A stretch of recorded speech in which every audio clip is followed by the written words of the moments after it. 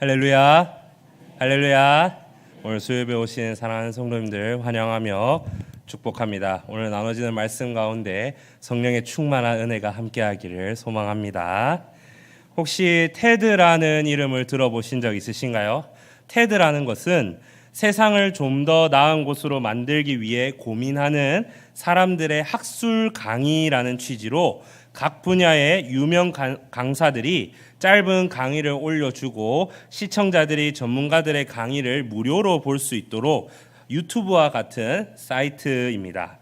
테드에 올라오는 이 강의를 통해 각종 분야의 유명인들과 전문가들이 참여하여서 자신의 삶을 통해 습득한 노하우, 전문 지식, 인생에 대한 탁월한 통찰 등을 시청자들에게 공유하고 있습니다.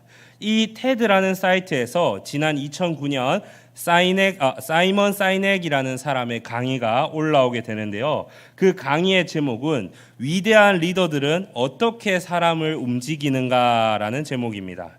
이 강의는 많은 사람들에게 인기를 얻게 되었고 나는 이 일을 왜 하는가라는 책으로 강의를 기반으로 2017년에 책이 출판되었고 자기계발, 경제, 경영 파트에서 수년간 베스트셀러로 자리 잡고 있을 만큼 영향력이 큰 도서가 되었습니다.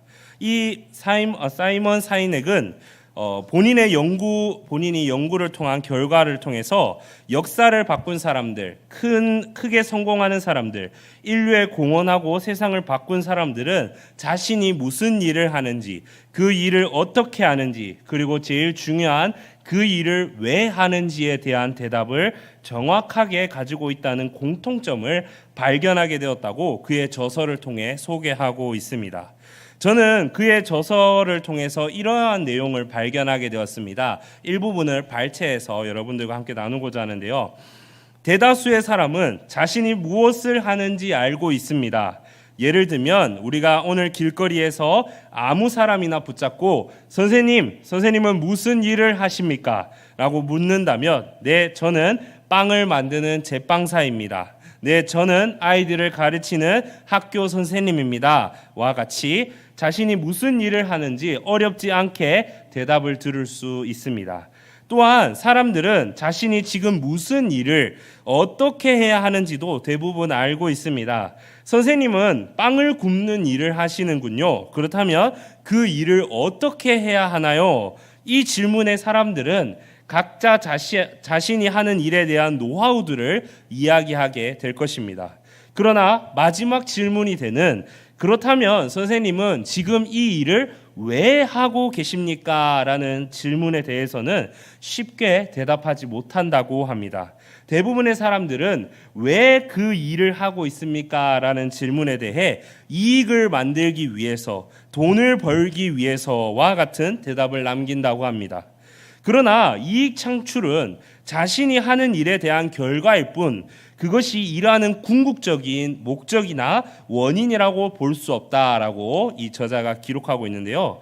그보다 더 근원적으로 우리로 하여금 일을 하게 만드는 신념이 자리 잡고 있음을 사이넥은 주장하고 있습니다. 내가 지금 하고 있는 일을 왜 하고 있을까? 라는 이 질문에 대한 확실한 답을 가지고 있는 사람은 일을 하며 재미와 열정을 느낀다고 합니다. 자신이 직장에서 열정을 가지고 몰입하여 일하는 사람들의 특징을 보면 먼저 자신이 가치 있는 일을 하고 있다고 느끼는 사람들입니다. 지금 내가 하고 있는 이 일을 통해서 공동체에 유익을 주고 내가 제공하는 서비스를 받는 사람들이 조금이라도 더 나은 삶, 행복한 삶을 살아가는 모습을 보면서 일에 대한 열정과 보람을 갖게 되는 것이죠. 또한 내가 그 일을 할 만한 기술과 지식을 가지고 있고 실제로 그 기술과 지식이 날마다 조금씩 발전하고 있다고 느낄 때 인간은 일을 하며 행복을 느낀다고 합니다. 특별히 내 자신이 가치 있는 일을 하고 있다라고 느낄 때 나로 인해 세상이 조금이나마 더 좋은 곳으로 변화한다는 의식을 가진다고 합니다. 내가 지금 하고 있는 일에 대한 보람과 성취를 가질 수 있을 때 사람은 행복한 삶을 살아갈 수 있게 된다는 것이죠. 앞서 사이넥은 강의에서 주장하는 것처럼 사람은 왜라는 문제를 해결하지 못하면 움직이지 않습니다. 저는 우리의 신앙생활도 마찬가지라고 생각합니다. 주변 사람에게 함께 교회 가자라고 외쳐도 왜 교회를 가야 하나요? 교회가 나한테 뭘 해줄 수 있나요? 예배 가도 목사님, 전도사님이 내 삶과는 거리가 먼 나와 상관없는 이야기만 하는데 내가 교회 가서 뭘 할 수 있는 건가요? 이러한 반응을 상대방으로부터 받으셨거나 혹은 자신이 느껴보신 분도 계실 거라 생각됩니다. 이는 인간의 자연스러운 반응입니다. 그렇다면 다른 사람들에 대해서 이야기하기 전에 우리 스스로를 먼저 돌아볼 수 있기를 바랍니다. 그렇다면 우리는 왜 신앙생활을 하고 있는 건가요? 왜 우리는 이토록 먹고 살기도 피곤하며 바쁜 생활 속에서 시간을 내서 교회에 나와 예배를 드리고 헌신하고 섬기고 있는 것일까요? 오늘 본문 말씀을 통해 이 왜라는 질문을 함께 해결해 보고자 합니다. 하나님의 말씀인 성경은 인간에게 두 가지 죽음이 있다라고 가르치고 있습니다. 첫 번째 죽음은 몸의 죽음, 곧 육신의 죽음입니다. 우리 영혼과 몸이 분리되는 것이 곧 육신의 죽음입니다. 두 번째 죽음은 영혼의 죽음입니다. 하나님과 우리의 영혼이 분리되는 것이 곧 영혼의 죽음입니다. 성경은 모든 인간이 이 두 가지 죽음을 피할 수 없는 죄와 저주의 상태에 있다고 가르치고 있습니다. 로마서 3장 23절 말씀에 이렇게 기록하고 있습니다. 모든 사람이 죄를 범하였음에 하나님의 영광에 이르지 못하더니. 이 세상에 태어난 사람은 단 한 사람도 예외 없이 죄를 범하였고 그렇기에 모든 인간은 육신의 죽음과 영혼의 죽음을 피할 수 없게 되었습니다. 히브리서 9장 27절 말씀은 이렇게 기록하고 있습니다. 한번 죽는 것은 사람에게 정해진 것이요 그 후에는 심판이 있으리니. 육신의 죽음 이후에 우리를 기다리고 있는 심판이 바로 하나님과 영혼이 분리되는 영혼의 죽음을 가리키고 있습니다. 영원한 죽음이죠. 모든 인간은 죄로 말미암아 육체의 죽음과 영혼의 죽음을 피할 수 없는 비참한 운명에 있습니다. 그러나 다행히도 이것으로 성경 말씀이 끝이 나지 않습니다. 요한복음 3장 16절의 말씀처럼 하나님께서 이 세상을 이처럼 사랑하사 그의 독생자 예수 그리스도를 이 세상에 보내심으로 말미암아 누구든지 저를 믿는 자마다 멸망하지 아니하고, 즉 육신의 죽음과 영혼의 죽음에 이르지 아니하고 영원한 생명을 얻는 새로운 구원의 길을 열어 주셨습니다. 성경은 우리가 예수 그리스도를 믿을 때 놀라운 변화가 일어난다고 가르치고 있습니다. 그 변화가 무엇인가요? 바로 하나님의 영이신 성령께서 우리 안에 들어오신다는 사실입니다. 예수를 믿음으로 말미암아 성령이 우리 안에 거하시게 되면 어떤 일이 벌어질까요? 이 질문에 대한 대답이 바로 오늘 말씀 로마서 8장 9절에서 11절 말씀을 보면 확인할 수 있습니다. 우리가 예수 그리스도를 믿을 때 성령이 우리 안에 내주하십니다. 성령의 내주하심이란 성령께서 우리 안에 들어오셔서 우리와 함께 사신다는 말씀입니다. 이 성령의 내주하심이 거하는 사람에게 일어나는 특징은 영혼의 죽음을 피하게 되고 또한 육신의 죽음도 피하게 된다는 것입니다. 아니, 전도사님, 우리 부모님, 우리의 조부모님은 예수님을 열심히 믿었는데 돌아가셨고 하늘나라에 가셨습니다. 그런데 어찌 육신의 죽음을 피한다고 말씀하십니까? 맞습니다. 예수 믿는 사람도 육신의 죽음을 경험할 수 있습니다. 그러나 그것은 영원한 죽음이 아니라 일시적인 죽음입니다. 이에 대해서 예수님은 요한복음 11장 25절 26절 말씀에 이렇게 말씀하십니다. 예수께서 이르시되 나는 부활이요 생명이니 나를 믿는 자는 죽어도 살겠고 무릇 살아서 나를 믿는 자는 영원히 죽지 아니하리니 이것을 내가 믿느냐. 예수님을 믿고 살아가다가 예수님께서 이 땅에 재림하시면 죽음을 경험하지 않고 영원한 생명에 참여하게 됩니다. 또한 예수님을 믿고 살아가다가 내가 죽은 이후에 예수님께서 재림하시면 성령께서 그날에 죽은 우리 몸도 다시 살리실 겁니다. 그로 말미암아 예수 믿는 사람은 영혼의 죽음뿐만 아니라 육신의 죽음도 이겨내게 되는 것이죠. 사망 권세를 깨뜨리시고 부활 승리하신 예수 그리스도, 잠자는 자들의 부활의 첫 열매가 되시사 우리에게 친히 부활이 있음을 증거하신 예수 그리스도, 부활하신 예수님처럼 성령 하나님께서 우리의 죽을 몸도 다시 살리신 겁니다.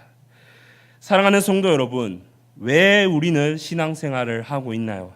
예수 그리스도를 믿음으로 말미암아 내주하시는 성령 하나님께서 죄악의 저주로 말미암아 죽을 우리들의 영혼과 몸을 다시 살려주셨기 때문임을 잊지 마시길 바랍니다. 우리가 예수님을 믿음으로 말미암아 우리의 죽은 영혼이 살아나는 사건을 가리켜서 중생 또는 거듭남이라고 표현합니다. 죄의 노예로 살아가던 우리들이 이제 하나님께 입양되어서 하나님은 우리의 아버지가 되시고 아버지가 되어주시고 우리는 하나님의 자녀로 살아가게 됩니다. 우리 안에 내주하시는 성령님께서는 이 거듭난 성도들이 혼자서 이 세상을 살아가도록 결코 방치하시지 않으십니다. 성경의 표현을 빌려서 말한다면 우리들을 고아처럼 버려두시지 않습니다. 우리 안에 내주하시는 성령 하나님께서 친히 우리의 삶을 인도해 주신다는 것이죠. 하나님의 자녀가 된 자들에게 주어진 특권 중 하나가 바로 내주하시는 성령님의 인도하심을 받으며 살아가는 것입니다.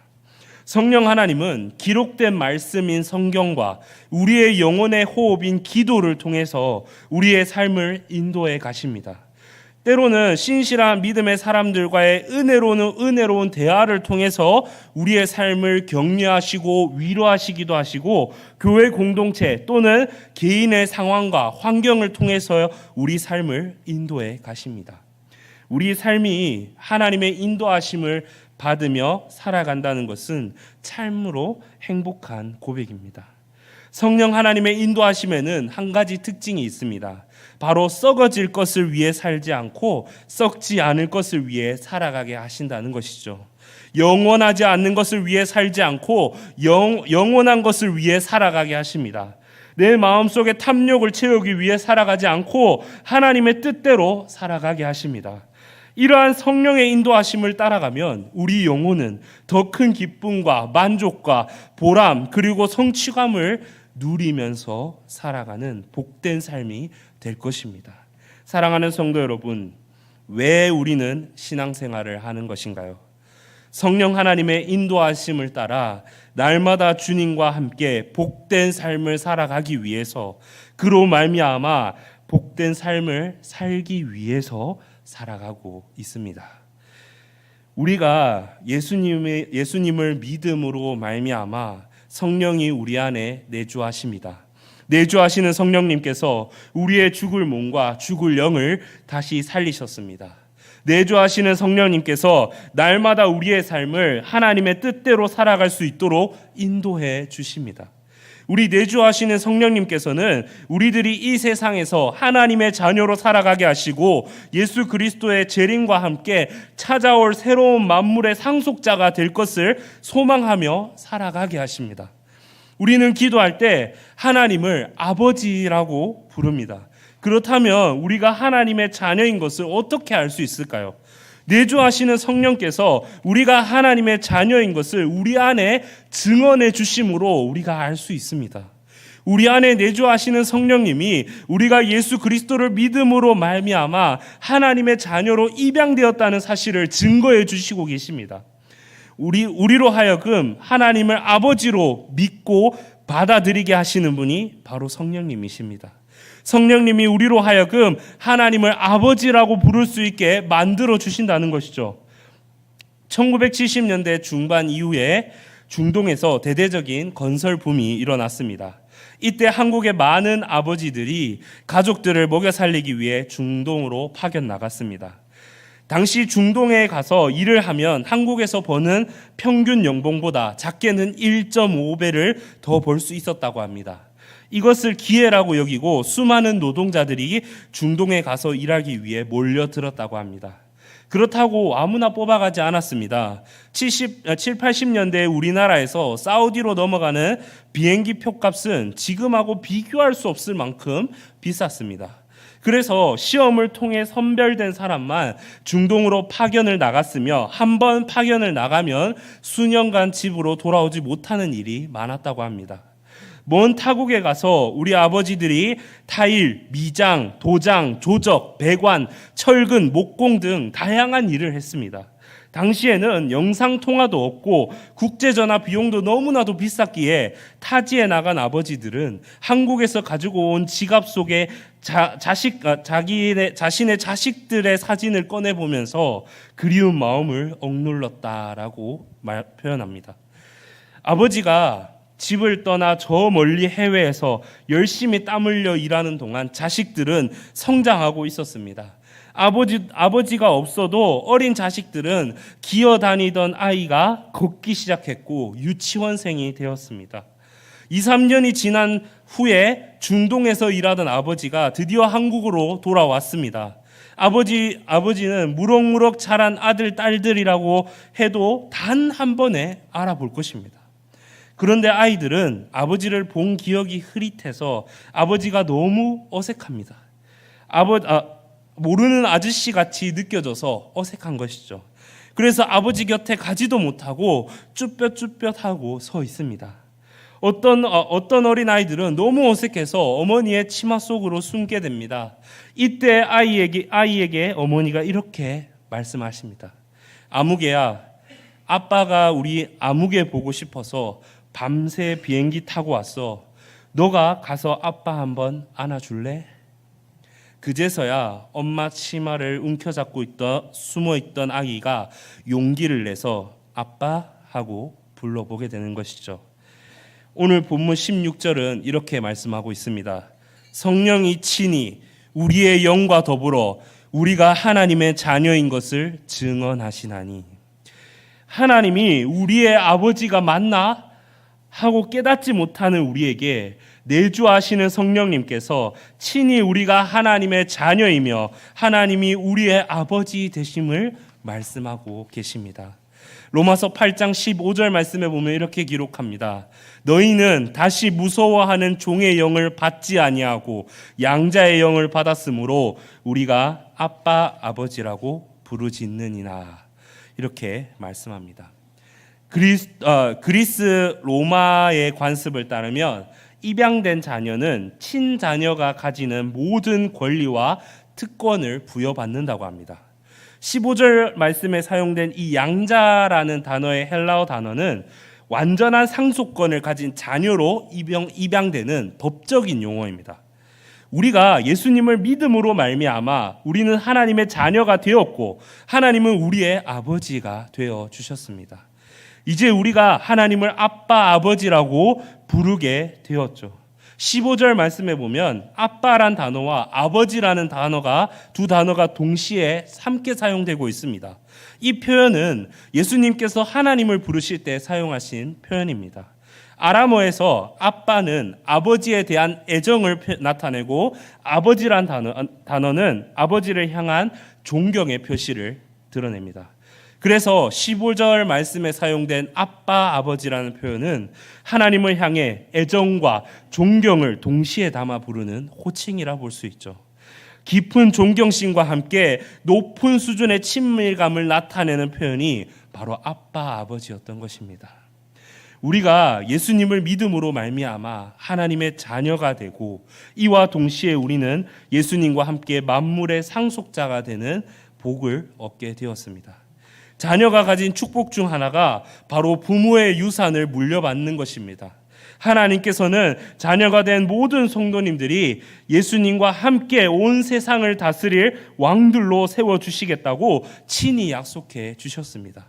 우리 안에 내주하시는 성령님께서 우리가 하나님의 자녀이며 또한 만물의 상속자가 됨을 증거하고 계십니다. 본문의 이야기를 정리해보고자 합니다. 우리 안에 살고 계시는 성령님, 곧 내주하시는 성령님께서는 우리의 죽을 몸과 죽을 영을 살려주셨습니다. 내주하시는 성령님께서 날마다 우리의 삶을 인도해 주십니다. 내주하시는 성령님께서 우리가 하나님의 자녀이며 상속자됨을 증거하고 계십니다. 이것이 내주하시는 성령 하나님의 역사입니다. 이 본문 말씀을 우리 현실의 삶으로 한번 가져와 봤으면 좋겠습니다. 앞서 말씀드린 대로 현재 대한민국의 20, 30대 젊은 사람의 대다수가 신앙은 나에게 아무런 도움을 주지 못한다. 교회, 성당, 법당 가봐도 내 삶과 아무런 관련 없는 이야기들만 한다. 무엇을 위해 종교 생활을 해야 하나라고 생각하고 있습니다. 예수님에 대해서는 당연히 무관심합니다. 교회를 출석할 이유가 없으니 필요성에 대해서 전혀 느끼지 못하고 있습니다. 사자도 배가 부르면 더 이상 먹이를 사냥하지 않는 법, 이런 말씀이 있죠. 이러한 표현이 있습니다. 예수님을 믿어야 하는 필요성이나 이유를 전혀 깨닫지 못하면 교회 나갈 이유가 없는 겁니다. 그래서 그리스도인 부모님들이 자녀들을 권면하거나 가까운 그리스도인들이 지인들에게 교회 출석을 권유해도 좀처럼 교회 나올 생각을 가지지 못하는 것입니다. 이들은 신앙생활을 하는 것이 시간 낭비, 돈 낭비, 인생 낭비라고 생각하고 있기 때문입니다. 세상 사람들이 이야기하는 이와 같은 신앙 무용론에 대해 이야기하는 목소리가 때로는 교회 안에서도 소리 없는 아우성처럼 들리고 있다고 느껴질 때가 종종 있습니다. 전도사님, 예배 드리는 것이 다 무슨 소용입니까? 기도하고 살아가는 것, 말씀 읽고 살아가는 것, 이게 다 무슨 소용입니까? 이렇게 직접적으로 말씀하신 적은 없지만 신앙생활을 하는 모습을 곁에서 보고 있으면 이와 같은 신앙 무용론에 빠져서 예배, 기도, 말씀이 주는 유익을 전혀 깨닫지 못한 채 무기력하게 신앙생활하는 그리스도인들을 종종 보고하고 실제로 만나기도 하였습니다. 사랑하는 성도 여러분, 혹시 지금 신앙생활을 하고 있지만 어느 때부터 마음속에서 신앙생활이 주는 기쁨, 만족, 이러한 것들이 사라진 지 오래되지는 않으셨나요? 나는 지금 정말로 가치 있고 보람찬 것을 위해 살아가고 있다 하고 자신 있게 말하지 못하는 삶은 아니신가요? 지금 나는 방황하는 인생을 살고 있다라고 느끼고 계시진 않으신가요? 삶의 의미와 목적 같은 것에는 내가 관심이 없고 단지 내 눈과 귀를 즐겁게 하는 감각적인 일들을 하느라 하루의 대부분의 시간을 허투루 보내며 이렇게 살아가는 것이 맞나 하고 가끔씩 찾아오는 공허함과 허무함에 마음 한구석 쓸쓸함이 남아있지는 않으신가요? 원래 인생은 허무한 거지. 인생 별거 없어. 다들 이렇게 허무한 세상 아무렇지 않은 척 하면서 살아가는 거 아니야? 하고 세상과 타협하고 있지는 않으신가요? 만일 지금 이 이야기가 본인의 이야기라면 신앙의 무용론에 빠져 계신 겁니다. 이 문제를 해결하기 위해서는 성령 하나님과 동행하는 삶을 배우셔야 됩니다. 조금 전 제가 한 이야기가 본인에게 해당되신다면 다음에 3가지 질문으로 답을 내릴 수 있어야 됩니다. 첫 번째로 정체성에 대한 질문입니다. 나는 누구인가? 어른이 되어서도 내가 누구인지 모르는 사람들은 너무나도 많습니다. 이 질문에 대해서 성령님은 무엇이라고 말씀하고 계신가요? 나는 하나님의 자녀요. 맏아들이신 예수 그리스도와 함께 만물을 다스릴 상속자입니다. 이와 같은 정체성이 내 안에 바로 서게 될 때 신앙의 무용론에서 빠져나올 수 있습니다. 두 번째 질문입니다. 방향성에 대한 질문입니다. 나는 어떻게 살아가야 하는가? 내주하시는 성령 하나님의 인도하심을 따라 살아가셔야 됩니다. 이러한 삶의 올바른 방향성이 회복될 때 비로소 신앙생활은 우리에게 참된 기쁨과 만족, 보람, 성취감을 우리에게 줄 것입니다. 세 번째 질문입니다. 바로 삶의 진정성에 대한 질문입니다. 나는 무엇을 위해 살아가야 하는가? 우리 안에 내주하시는 성령께서 여러분의 죽을 몸과 죽을 영혼을 살려주셨습니다. 그렇기에 이제 우리의 인생은 우리의 것이 아닙니다. 우리는 이제 주님의 것입니다. 그러니 나를 구원하신 구주 예수 그리스도를 위해 살아가는 것이 마땅하다라고 생각합니다.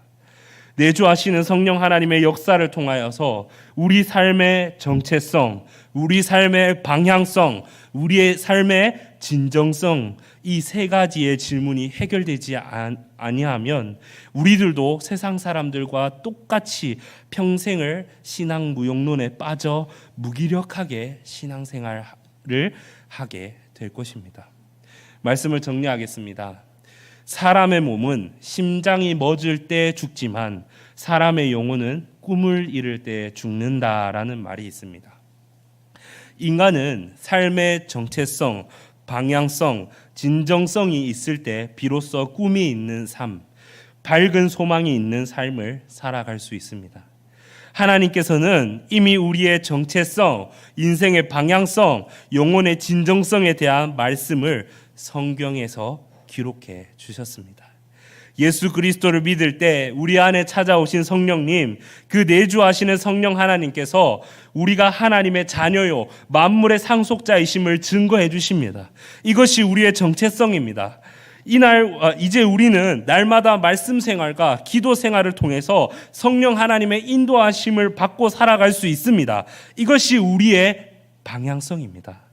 성령께서 우리의 죽을 몸과 죽을 영혼을 살리셨으니 이제 우리는 예수 그리스도를 위해서 진정성 있게 살아가야 됩니다. 이와 같이 내주하시는 성령님의 역사를 따라 살아가는 삶이야말로 가장 기쁘고 가장 만족되고 후회 없는 보람된 삶입니다. 사랑하는 성도 여러분, 날마다 여러분 안에 내주하시는 성령 하나님과 동행하며 살아가는 복된 삶이 되시길 주님의 이름으로 축복합니다. 기도하겠습니다.